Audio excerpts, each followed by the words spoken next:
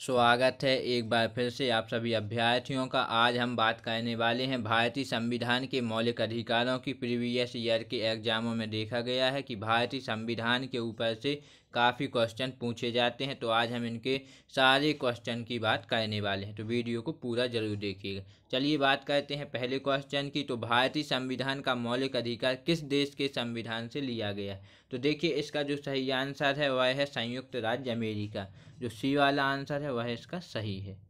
चलिए बात करते हैं अपने दूसरे प्रश्न की। तो वर्तमान में भारतीय संविधान में कितने मौलिक अधिकार हैं? तो देखिए, वर्तमान में भारतीय संविधान में 6 मौलिक अधिकार हैं, तो इसका बी वाला आंसर सही है। देखिए, वीडियो को अगर पहली बार देख रहे हैं तो लाइक और चैनल को सब्सक्राइब जरूर करिएगा। अगर बात करते हैं मौलिक अधिकार का वर्णन भारतीय संविधान के किस भाग में है? तो देखिए, मौलिक अधिकार का वर्णन भारतीय संविधान के भाग 3 में है, तो इसका ए वाला जो आंसर है यह सही है। भाग नंबर 3 इसका सही आंसर है। यह क्वेश्चन काफ़ी मोस्ट इम्पोर्टेंट है, यह कई बार एग्जामों में पूछा जा चुका है। चलिए बात करते हैं नेक्स्ट प्रश्न की। तो भारतीय संविधान में मौलिक अधिकार किस अनुच्छेद में वर्णित है? तो देखिए, भारतीय संविधान में मौलिक अधिकार अनुच्छेद 12 से 35 में वर्णित है, तो इसका जो बी वाला आंसर है यह सही है। यह क्वेश्चन भी मोस्ट इम्पोर्टेंट है और प्रीवियस ईयर के कई एग्जामों में पूछा जा चुका है। चलिए बात करते हैं अपने नेक्स्ट पॉइंट की। तो भारतीय संविधान के किस भाग को मूल अधिकारों का जन्मदाता कहा जाता है? तो देखिए, इसका सही आंसर है भाग नंबर 3, जो बी वाला आंसर है यह सही है।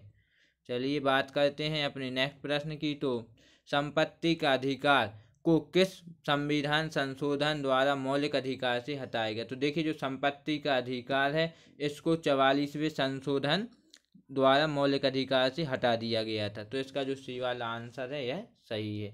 चलिए बात करते हैं, यह क्वेश्चन भी देखिए फ्रेंड्स काफ़ी बार एग्जामों में पूछा गया है, तो इसको भी आप अच्छे से पढ़िएगा। चलिए बात करते हैं नेक्स्ट इम्पोर्टेंट नोट्स की। तो 1978 में 44वें संविधान संशोधन के द्वारा संपत्ति का अधिकार को मौलिक अधिकार से हटाकर कानूनी अधिकार के रूप में रखा गया। तो देखिए, 1978 में 44वें जो संविधान का संशोधन हुआ था उसके द्वारा यह कानूनी अधिकार बन गया है, तो यह भी काफ़ी बार पूछा जा चुका है, तो इसको आप काफ़ी अच्छे से पढ़िएगा। चलिए बात करते हैं नेक्स्ट प्रश्न की। तो भारतीय संविधान के मूल अधिकारों का प्रारूप किसने बनाया है? तो देखिए, जो मूल अधिकार है उसका प्रारूप पंडित जवाहरलाल नेहरू ने बनाया था, तो इसका जो डी वाला आंसर है यह सही है।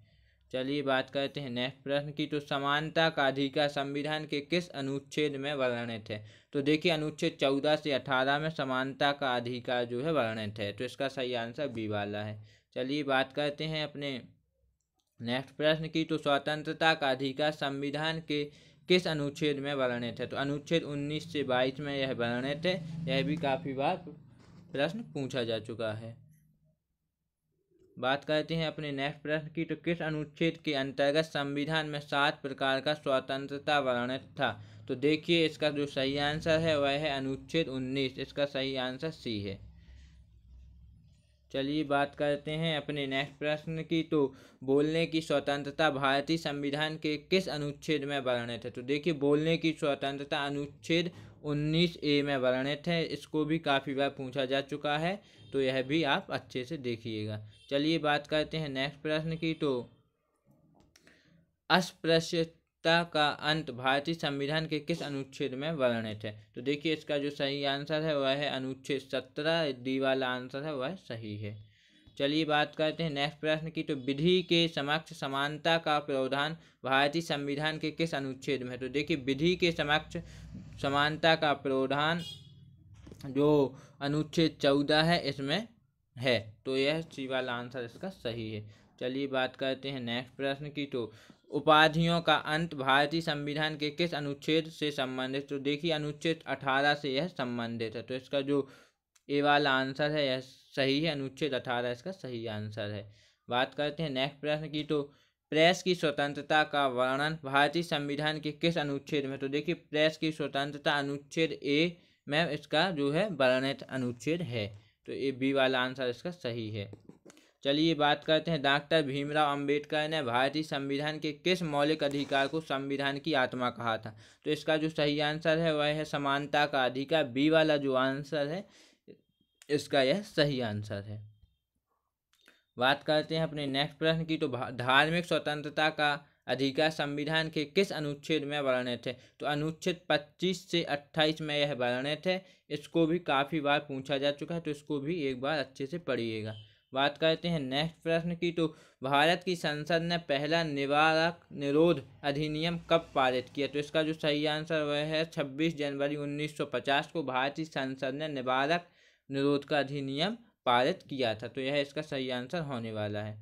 बात करते हैं अपने नेक्स्ट प्रश्न की। तो बाल श्रम का प्रतिषेध किस अनुच्छेद से संबंधित है? तो देखिए अनुच्छेद 23 से बाल श्रम का प्रतिषेध जो है संबंधित है। तो इसका सही आंसर होने वाला है सी वाला अनुच्छेद 23। चलिए बात करते हैं नेक्स्ट प्रश्न की। तो संपत्ति के अधिकार को संविधान के किस अनुच्छेद के अंतर्गत कानूनी अधिकार के रूप में रखा गया है? तो इसका सही आंसर है अनुच्छेद 300A। देखिए इसको जो है आपने पहले पढ़ा था कि संपत्ति के अधिकार को जो मौलिक अधिकार के रूप में था, इसको हटाकर कानूनी अधिकार के रूप में रखा गया था, और अनुच्छेद 300A के तहत इसको कानूनी अधिकार के रूप में रखा गया है। चलिए अगर बात करते हैं नेक्स्ट प्रश्न की। तो भारतीय संविधान में संवैधानिक उपचारों का अधिकार वर्णन किस अनुच्छेद में? तो देखिए इसका वर्णन अनुच्छेद 32 में है। तो इसका सही आंसर भी ए वाला होने वाला है।